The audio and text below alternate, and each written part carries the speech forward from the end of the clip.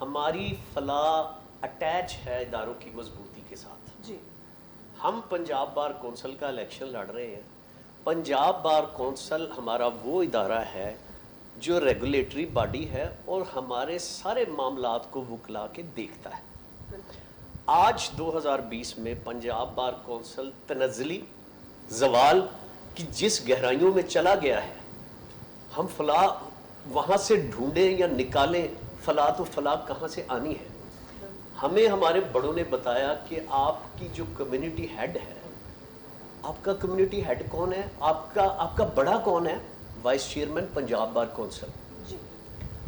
گزشتہ 11 سال سے, فلاح کی بات تو بہت دور کی بات ہے, 11 سال سے جس ادارے میں اس کا سربراہ قابلیت, اہلیت, سینیورٹی, دانش اور تدبر کی بجائے پرچی کے ساتھ بنتا ہو, جس کی کمیٹیز پرچی, مجھے بہت دکھ کے ساتھ کہنا پڑتا ہے, پرچی جوئے کے ساتھ بنتی ہوں, یہ جمہوریت کے بھی خلاف ہے, یہ نارمز کے بھی خلاف ہے, یہ ہماری ڈگنیٹی کے بھی خلاف ہے. ایڈوکیٹ عامر جلیل صدیقی صاحب ہے. میں آپ سے درخواست کروں گا کہ آپ بتائیے آپ کا سفر ابھی تک کا اس وکالت کے معزز پیشے میں کیسا رہا, اور آئندہ کے لیے آپ پنجاب بار کونسل کا الیکشن لڑنے اور جیتنے کے بعد کیا کرنا چاہیں گے؟ بہت شکریہ, آپ نے مجھے یہاں انوائٹ کیا. میں نے 1992 میں ماڈل ٹاؤن کچہری سے ایک بینچ اور میز سے اپنی وکالت کا آغاز کیا. میں مکمل ایک سیلف میڈ وکیل ہوں اور آج آپ کے سامنے اپنی محنت اور جدوجہد کے ساتھ یہاں پر بیٹھا ہوں. میں نے 2004 میں پنجاب بار کونسل کا الیکشن لڑا اور 2004 میں مجھے یہ اعزاز حاصل ہوا کہ میں ینگسٹ ممبر پنجاب بار کونسل تھا اور میرا اس وقت 7واں نمبر تھا.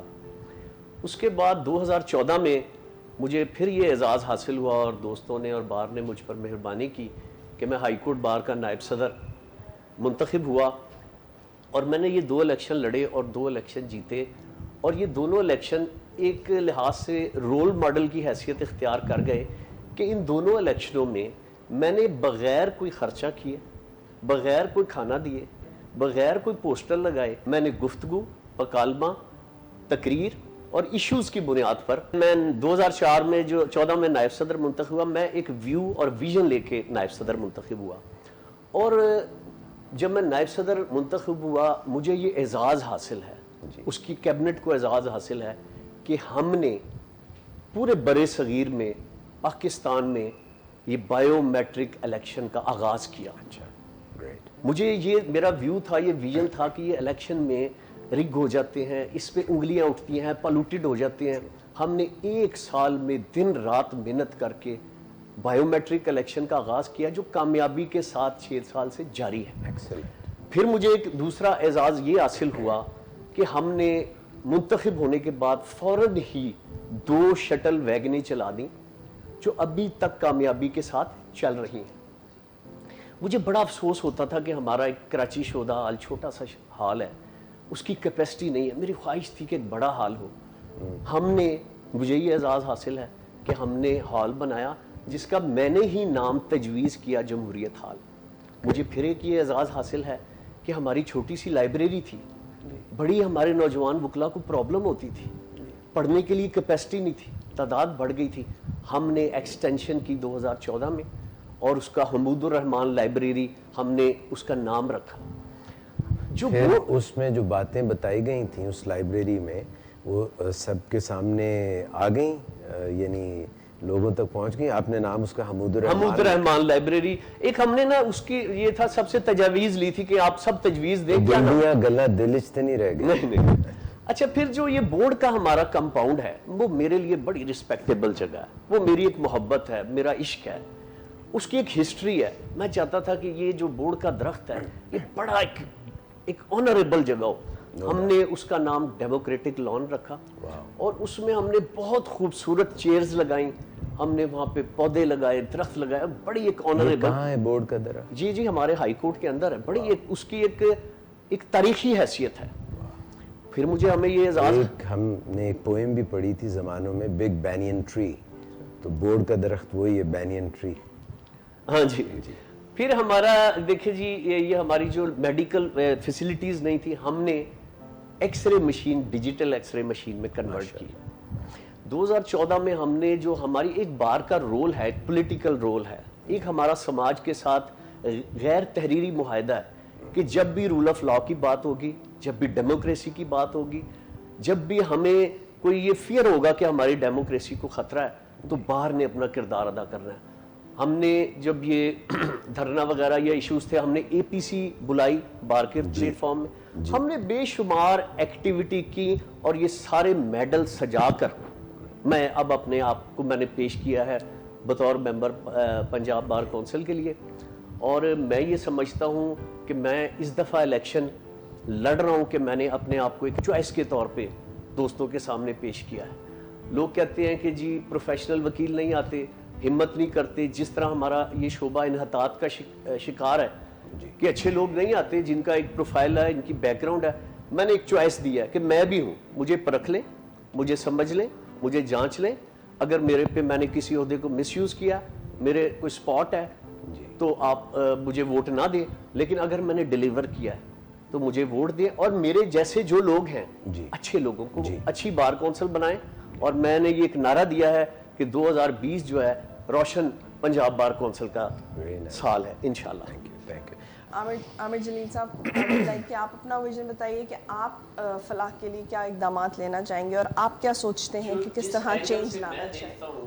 جی, ہماری فلاح اٹیچ ہے اداروں کی مضبوطی کے ساتھ. جی, ہم پنجاب بار کونسل کا الیکشن لڑ رہے ہیں. پنجاب بار کونسل ہمارا وہ ادارہ ہے جو ریگولیٹری باڈی ہے اور ہمارے سارے معاملات کو وکلا کے دیکھتا ہے. آج 2020 میں پنجاب بار کونسل تنزلی زوال کی جس گہرائیوں میں چلا گیا ہے, ہم فلاح وہاں سے ڈھونڈیں یا نکالیں, فلاح تو فلاح کہاں سے آنی ہے. ہمیں ہمارے بڑوں نے بتایا کہ آپ کی جو کمیونٹی ہیڈ ہے, آپ کا کمیونٹی ہیڈ کون ہے, آپ کا بڑا کون ہے, vice chairman Punjab bar council. گزشتہ 11 سال سے, فلاح کی بات تو بہت دور کی بات ہے, 11 سال سے جس ادارے میں اس کا سربراہ قابلیت, اہلیت, سینیورٹی, دانش اور تدبر کی بجائے پرچی کے ساتھ بنتا ہو, جس کی کمیٹیز پرچی, مجھے بہت دکھ کے ساتھ کہنا پڑتا ہے, پرچی جوئے کے ساتھ بنتی ہوں, یہ جمہوریت کے بھی خلاف ہے, یہ نارمز کے بھی خلاف ہے, یہ ہماری ڈگنیٹی کے بھی خلاف ہے. اب جب آپ پرچی کے ساتھ اپنے عہدیدار منتخب کریں گے تو بتائیں کہ وہ ان کی اہلیت نہیں ہے, ان کی سینیورٹی نہیں ہے, ان میں تدبر نہیں ہے. وہ کہتے ہیں میری پرچی نکلی ہے, میں وائس چیئرمین بن گیا ہوں, میں نے کیا کام کرنا ہے. دوسری بات یہ ہے کہ وقت آ گیا ہے 2020 میں, جو پنجاب بار کونسل یہ ہمارا جو ایکٹ ہے, ہمیں اپنا سٹیٹس ڈیفائن کرنا پڑے گا. بنیادی بات یہ ہے, دیکھیں ہم آفیسر آف دی کورٹ, جج پریزائڈنگ آفیسر, ہم دونوں نے مل کے ایک فیصلے تک پہنچنا ہے. میں نے اسسٹ کرنا ہے, اس نے فیصلہ لکھنا ہے. ٹھیک ہے جی. اب ایک طرف ہائی کورٹ کے سارے جج بیٹھے, عامر جلیل صدیقی اگر نہیں کھڑا ہوگا تو جوڈیشل پروسیڈنگ نہیں ہو سکتی. اب جب میرا رول یہ ہے کہ میرے بغیر یہ ادارہ نہیں چل سکتا, تو مجھے ایک جو ہے نگلیکٹ چائلڈ کیوں بنایا گیا ہے. مجھے جو ہے میں بیمار ہو جاؤں کچھ نہیں, میں بوڑھا ہو جاؤں کچھ نہیں, میرے بچوں کے لیے کچھ نہیں. میں آج آپ کے پلیٹ فارم سے یہ ساری کمیونٹی کو پیغام دینا چاہتا ہوں. وقت انڈیا میں کام ہو رہا ہے, انڈیا میں انہوں نے 60 سال کے بعد پینشن بھی لگائی ہے, اور جو ہے ہیلتھ فیسلٹیز کے لیے بھی کام ہو رہا ہے. میں آپ کو بتاتا ہوں 2004 میں جب ہم ممبر تھے, اب یہ ہوتا ہے کہ جی آپ میڈیکل سہولت نہیں ہے, وکلا کا ہاسپٹل بنا لیا جائے. لاہور میں ہم ہاسپٹل بنا لیتے ہیں, لیا میں تو نہیں ہے, پنڈی میں تو نہیں ہے. پرویز الہی صاحب نے ہمیں یہ کہا کہ آپ کو میں گریڈ 70 کے برابر, آپ چونکہ آفیسر آف دی کورٹ ہیں, گریڈ 70 کے برابر آپ کو فیسلٹیز ملیں گی. ٹھیک ہے جی. اچھا, وہ نوٹیفیکیشن ہوا, جب تک ہم رہے وہ سسٹین بھی رہا, اس کے بعد چراغوں میں روشنی نہ رہی. اب سر گزارش یہ ہے کہ اب یہ وقت آ گیا ہے, ہم نے یہ بھی دیکھنا ہے کہ ہم نوجوانوں کی بات کرتے ہیں, ٹریننگ کی بات کرتے ہیں, اب یہ سارا ماڈرن اکوپمنٹس ہیں, ہر چیز مل جاتی ہے, ہمیں تو لائبریری میں جانا, ایک کلک پہ ہر چیز آ گئی ہے. ہم نے کیا کرنا ہے, ان کی روزی اور رزق کو بڑھانا ہے. اب میں ایک چھوٹی سی مثال دیتا ہوں, ساری دنیا میں ڈیڈ رائٹنگ وکلا کرتے ہیں, ساری دنیا میں. اب یہ کیا کماتے کیا ہیں, سول لیٹیگیشن 80%, ایک ان پڑھ وسیقہ نویس جو ہے کروڑوں اربوں روپے کی پراپرٹی کے معاملات لکھتا ہے. اگر یہ ڈیڈ رائٹنگ کا حق, یہ چھوٹا سا یہ ایک آرڈر سے ہو جانا ہے اور کر دیا جائے تو ہمارا رزق روزی بڑھ جائے گا. جو ہمارے نوجوان وکلا ہیں, مسئلہ تو یہ ہم رزق روزی کے لیے آئے ہیں نا جی یہاں پہ. اب جب وہ نہیں ہے, ہم انہیں ٹریننگ ہی دیتے رہیں, ٹرینڈ کرتے رہے, کتابیں بڑی بڑی, رزق روزی ہے نہیں, وہ کہاں سے. دوسری بات یہ ہے کہ میں آپ کے یہ چینل سے اپنی جو کمیونٹی کو یہ پیغام دینا چاہتا ہوں, تیار ہو جائے. ہم نے بہت تحریکیں چلائیں ججز کی بحالی کے لیے بھی, جمہوریت کے لیے. ہم نے اپنی فلاح کے لیے, اپنی بہتری کے لیے, اپنی بھلائی کے لیے کوئی تحریک نہیں چلائی.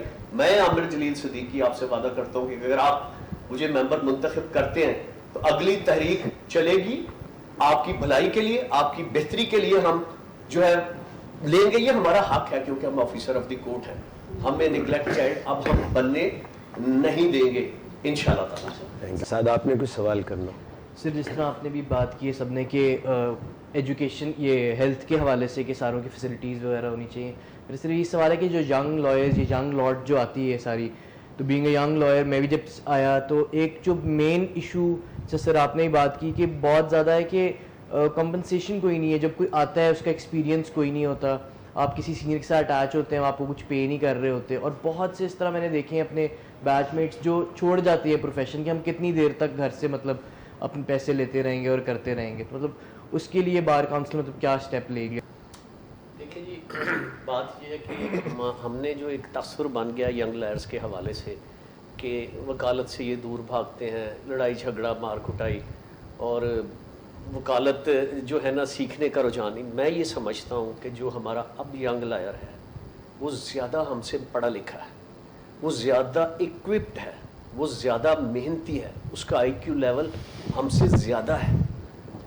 اب پرابلم کیا ہے کہ جو ایک ادارہ تھا سینئر اور جونیئر کا, وہ ادارہ کمزور ہو گیا ہے. میں اسٹیبلش ہو گیا ہوں وکالت میں, میں نے بہت پیسے کما لیے, چیمبر بنا لیا ہے. اب میں کہتا ہوں کہ جو میں نے پے بیک کرنا چاہیے اپنی اگلی نسل کو, وہ میں نے چھوڑ دیا ہے. میں یہ سمجھتا ہوں کہ جو ہم سینئرز ہیں ان کا بھی قصور ہے کہ جو ہم نے اپنے نوجوانوں کو پیار نہیں دیا. استاد اور جو شاگرد کا رشتہ ہے وہ کمزور ہو گیا ہے. دوسری بات ہے, جہاں تک پنجاب بار کونسل, میں نے تو آپ کو بتا دیا ہے کہ ہم نے اپنا اب حق لینا ہے حکومت سے. ہم اس جوڈیشل سسٹم کا حصہ ہیں, ہم آفیسر آف دی کورٹ ہیں. اب دیکھیں, میں ممبر بننے جا رہا ہوں regulatory body Punjab bar council. ظلم دیکھیں ذرا, میں ہائی کورٹ بار کا نائب صدر رہا ہوں, یا ہماری جو تحصیل باریں ہیں, یہ سارا کچھ ہے. ہم اس سسٹم کا حصہ ہونے کا, ہائی کورٹ بار کا 30 لاکھ اخراجات ہیں مہینے کے. انکم ہماری کتنی ہے؟ 5 لاکھ. ڈیفیسٹ کتنا ہے؟ 25 لاکھ. اب ہم کیا کریں جی 25 لاکھ. اب ہم دیکھتے ہیں کہ جی کوئی گورنمنٹ ہمیں بلائے, ہمیں پیسے دے دے, ہم خط لکھتے ہیں, وہ ہمیں نظر انداز کرتے ہیں, کبھی ہمیں وہ بلا کے کو ہمیں اپنی خواہش کا اظہار کرتے. اب ہم نے ایک عہد بھی کیا ہوا ہے کہ ہم نے میرٹ پہ گورنمنٹ کے جو رول آف لا کے حوالے سے یا ان کی گورننس کے حوالے سے بات کرنی ہے. تو بات یہ ہے, اب ایک تحصیل بار ہے, چونیا بار ہے, اس کا 50,000 خرچہ ہے. اب وہ بیچارے, اب ہماری باریں خود مختار نہیں ہیں, وہ دیکھتی ہیں حکومت کی طرف سے. میں یہ کہتا ہوں کہ اب جو ہم نے اپنی موومنٹ بنانی ہے, چلانی ہے, مطالبہ کریں گے کہ بجٹ میں ہمیں ہماری رقم ایلوکیٹ ہو. اب یہ جو ہے اپنا جو ہمارا میڈیکل کے حوالے سے بھی ہے, وہ بھی رقم ایلوکیٹ ہو, کیونکہ خالی نوٹیفیکیشن سے بات نہیں بنے گی.